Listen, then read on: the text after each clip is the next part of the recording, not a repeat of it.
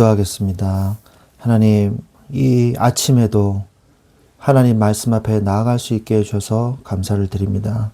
오늘 이 말씀을 들을 때에 하나님이 나를 인도하시는 귀한 응답의 말씀이 될 수 있도록 이 아침에 주님과 교제하며 성령의 충만한 은혜 받을 수 있도록 주께서 성령으로 역사하여 주시옵소서.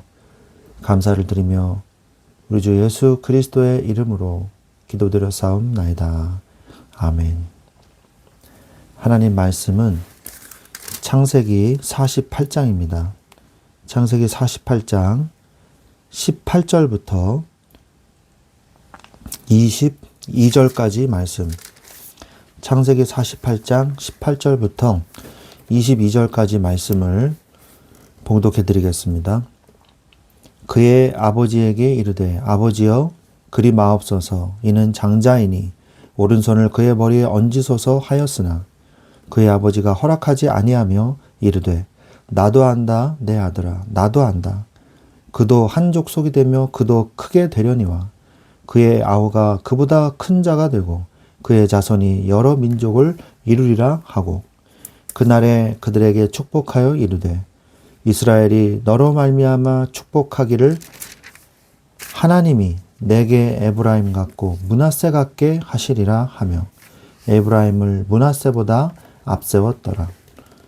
이스라엘이 요셉에게 또 이르되 나는 죽으나 하나님이 너희와 함께 계시사 너희를 인도하여 너희 조상의 땅으로 돌아가게 하시려니와 내가 내게 내 형제보다 세겜 땅을 더 주었나니 이는 내가 내 칼과 활로 아모리 족속의 손에서 빼앗은 것이니라. 아멘. 네. 오늘 말씀은 에브라임이 그리고 므낫세가 어떤 축복을 받았는지에 대해서 나왔던 내용입니다. 48장 전체의 내용은 어떤 내용이냐 하면 에브라임이 그 므낫세가 축복받기 전에 야곱이 병이 들어요. 야곱이 병이 듭니다. 그래서 요셉이 두 아들과 함께 야곱에게 가죠. 그래서 사람은요, 야곱이 그래서 이제 그들을 이제 이야기하고 마지막 유언과 같은 이야기를 하고 축복하는 장면이 나오는 것이 바로 창세기 48장의 이야기입니다. 그래서 우리는 다 살다가 보면 마무리를 해야 될 때가 와요. 그러면 그 마무리를 참 잘해야 됩니다. 우리가 마무리를 잘 하지 못하면요, 굉장히 참 인생이요, 비참해져요.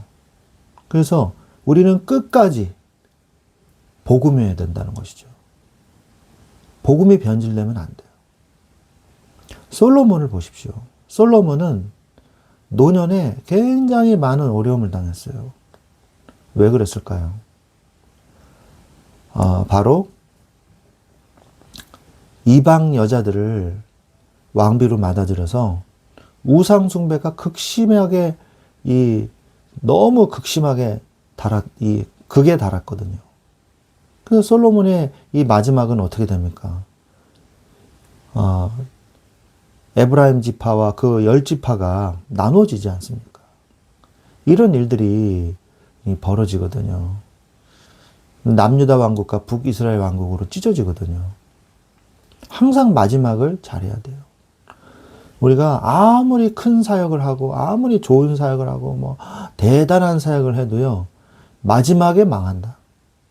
이건 참 비참한 거예요. 우리가 복음이 있다면요, 끝까지 복음으로 가야 돼요. 하나님 말씀으로 가야 돼요. 복음이 아닌 거를 복음이라고 하고, 저주를 갖다 축복이라고 얘기를 하고, 그러면 안 되는 것이죠. 그래서 항상 하나님 앞에 서시기를 바랍니다. 끝까지 하나님 앞에 서는 축복을 누리시기를 바랍니다. 여러분의 인생의 끝은 한결같이 하나님만 섬기고 하나님만 사랑할 수 있게 해 주시옵소서. 이렇게 기도하시기 바랍니다. 그러면서 5절에 보면 요셉의 두 아들을 보면서 야곱이 이야기를 하죠. 참 의미심장한 이야기를 해요. 너의 아들 둘은 너 것이 아니라 내 것이니라. 이렇게 얘기를 해요.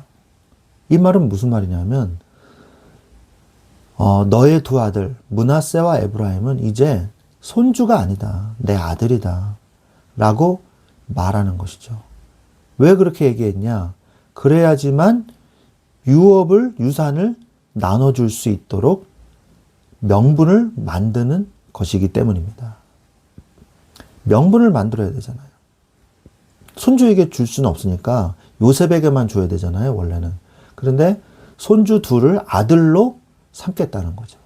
그래서 두 아들에게 동일하게 유업을 분배하겠다는 거예요. 그러니까 결론적으로 얘기하면 요셉에게는 2배로 유업을 주겠다는 것과 같은 이야기인 것이죠. 요셉은 하나님의 축복을 정말 많이 받았습니다. 요셉은 하나님께 모든 영광을 다 돌렸어요. 그래서 정말 하나님께 기가 막히게 잘 쓰임을 받았어요. 하나님은요, 하나님께 쓰임받은 자를요, 결코 버리시지 않습니다. 교회를 위해서 충성하고 교회를 위해서 헌신한 것을요, 사람은 안 알아줄 수 있어요. 사람은요, 그것을 무시할 수도 있어요. 그러나 하나님은 기억하십니다. 여러분이 교회를 위해서 헌신하고 교회를 위해서 충성한 것들, 그리고 하나님의 나라를 위해서 내가 헌신했던 것들은요, 분명히 하나님이 기억하고 계시고 그것을 하나님이 갚아주십니다. 요셉은 그러한 축복을 대표적으로 누린 사람이죠. 그러면서 야곱이 7절에 라헬의 무덤의 위치를 알려줍니다. 왜냐하면 라헬은 원래 대대로 우리 그 아브라함의 그 자손들이 묻히는 곳이 있어요. 막벨라 굴이라고 해쪽 속에서 산 그 굴이 있습니다. 거기에다 이제 장사를 지내거든요. 그런데 라헬은 그러지를 못했어요.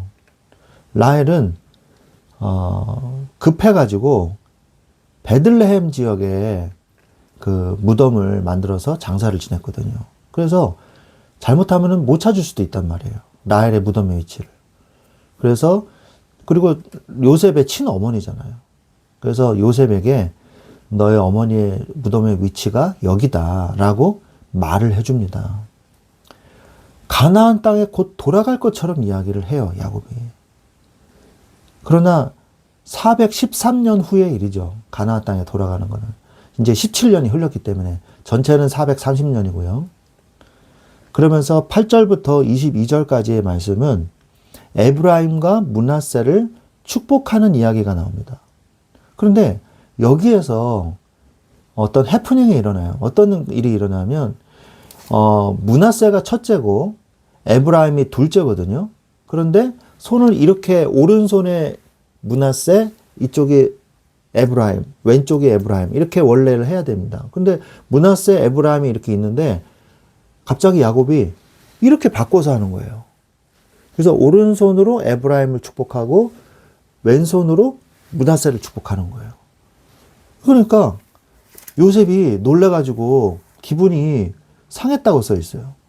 놀라가지고 아버님, 므낫세가 첫째입니다. 그러니까 아버지가 나이가 많아서 실수하셨나 보다. 그래서 다시 바꿔주려고 손을 막 이렇게 끌어서 바꾸려고 하니까 오늘 말씀에 나도 안다, 내 아들아. 나도 안다. 내가 알고 하는 거야. 이렇게 말을 하죠. 나도 안다. 그래서 에브라임과 므낫세를 축복하지만 분명히 이렇게 얘기를 하죠. 그의 아우가 그보다 큰 자가 되고 그의 자손이 여러 민족을 이루리라. 19절에. 실제로 에브라임이 훨씬 더 하나님 앞에 크게 쓰임 받았어요. 장차 이제 출애굽기가 끝나고 사사시대 때 에브라임 지파에서 누가 나오냐? 아주 대단한 지도자죠. 여호수아가 나와요. 모세의 이 후계자 여호수아가 나옵니다. 여호수아가 중요한 역할을 하는 또 지도자 아닙니까? 이 가나안 땅 정복에 굉장히 중요한 역할을 한 사람이죠. 그리고 나중에 이 에브라임 지파는요, 북이스라엘 왕국의 주요 종족이 돼요. 주요 지파가 됩니다. 그래서 에브라임 지파에서 처음에 왕이 누구냐면 여로보암 왕이 나와요. 그래서 여로보암 왕이 를 필두로 해서 사사시대 때는 그 전에 이제 사사시대 때는 드보라 그리고 호세아 이런 사람들이 에브라임 지파 사람들이거든요. 그럼 므낫세는 어떠냐? 므낫세는 처음에 정복을 한 땅이 가나안 땅 동편 땅이에요.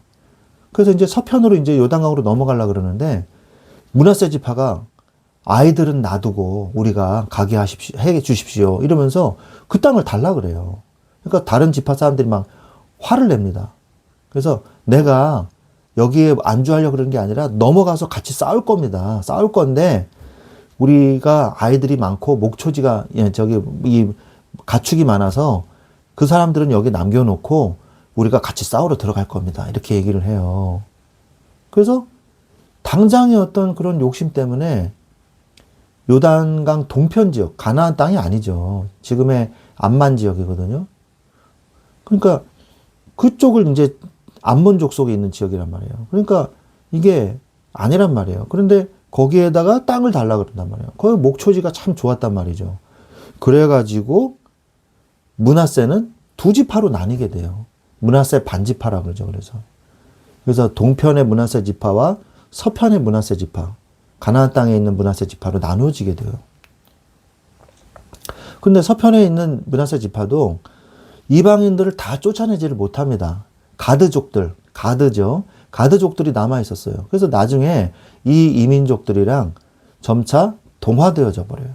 그래서 이방 문화와 우상 문화가 이 므낫세 지파에게 파고들어서 나중에 큰 문제를 일으키게 되는 그런 일들이 벌어지고 이 지파가 동서로 나누어지면서 세력이 굉장히 약해져요. 에브라임은 날로 증가하고 세력이. 그래서 역사적으로도 하나님의 말씀이 그대로 성취된 것을 우리가 볼 수 있는 것이죠. 22절에 또 보니까 오늘 우리가 읽었던 내용이죠. 에브라임과 므낫세의 요셉에게 2배의 몫을 주었다. 내가 세겜 땅에 직접 싸운 칼과 활로 아모리족 속의 손에서 빼앗은 것이다. 그러니까 네 형제보다 세겜 땅을 더 주었나니 이렇게 말을 하죠. 오늘 우리가 이 창세기 48장을 우리가 살펴보면서 하나님의 은혜는 인간의 관습과 서열을 초월하시는구나. 우리가 그것을 알 수가 있어요. 사람의 정해져 온 관습과 서열을 초월해서 하나님은 하나님의 선택에 따라서 예정에 따라서 에브라임 지파를 축복하셨듯이 하나님은 나를 구원하실 때에 나의 어떤 스펙이나 서열을 따지는 것이 아니라 나를 구원하기를 원하시고 나를 구원하셔서 하나님이 하나님의 자녀된 축복을 우리에게 주신 것입니다. 우리는 이것을 기억을 해야 돼요. 우리는 항상 뭘 따지냐? 사람의 계획과 사람의 생각을 따지거든요. 어디에다 줄을 서야 될까? 그래야 내가 어떻게 잘 살 수 있을까? 그것이 머릿속에 가득 차 있으면요. 성공하는 것 같이 보입니다. 그러나 나중에는 언약과는 전혀 관계없는 사람이 돼요. 하나님의 진짜 메인 스트림, 거기에는 상관이 없는 사람이 되는 거예요. 성경에는 분명히 메인 스트림이 분명히 흐르고 있거든요. 아브라함, 이삭, 야곱, 요셉, 이게 흐르고 있거든요. 우리가 이 메인 스트림에 들어가야 돼요. 근데 그것은 인간의 서열과 간섭하고는 상관이 없거든요. 자꾸 이 머리를 사람의 생각, 사람의 뜻, 어디에 줄을 서야 될까? 이런 생각을 버리시기 바랍니다. 누구한테 아부를 해가지고 출세를 하고, 이거는 벌써 하나님을 믿는 사람이 아니에요. 하나님을 정말 믿는 사람은 하나님의 은혜로 사는 자예요. 하나님의 주권을 믿는 자예요. 그러면 하나님께서 그 사람을 메인스트림 속에 들어가게 하십니다. 그게 진짜 라인이에요. 하나님의 라인을 타십시오. 하나님은 우리를 반드시 그 언약의 줄기 안으로 들어가게 하실 것입니다. 이 믿음을 가지고 사람의 생각과 뜻이 아니라 하나님을 믿는 믿음의 사람으로 세워지시기를, 하나님의 은혜 속으로 들어가시기를 주 예수 그리스도 이름으로 축원드립니다. 기도하겠습니다. 하나님, 오늘도 하나님을 따라가게 하여 주옵소서. 오늘도 사람의 생각과 사람의 뜻이 아니라 어떻게 하면 성공할까를 생각하는 것이 아니라 하나님의 언약을 붙잡고 가는 자가 결국 하나님이 쓰시고 하나님이 축복하시고 그 사람이 이 시대에 주요한 줄기가 되고 메인이 될 줄로 믿습니다. 주여, 우리가 인본주의를 더 이상 쓰지 않게 하시고, 주여, 하나님을 믿지 않고 사람의 생각과 사람의 뜻대로 가는 자는 멸망을 피하지 못하게 하시며, 하나님의 말씀을 붙잡고 따라가는 자는 모든 사람이 보고 하나님이 축복하셨다는 것을 볼 수 있을 만큼 그 증거를 허락하여 주시옵소서. 하나님은 살아계시고 지금도 우리에게 역사하신 줄로 믿습니다. 오늘 하루도 그리스도와 함께 그리스도의 은혜와 주권을 믿으며 출발하게 하여 주옵소서.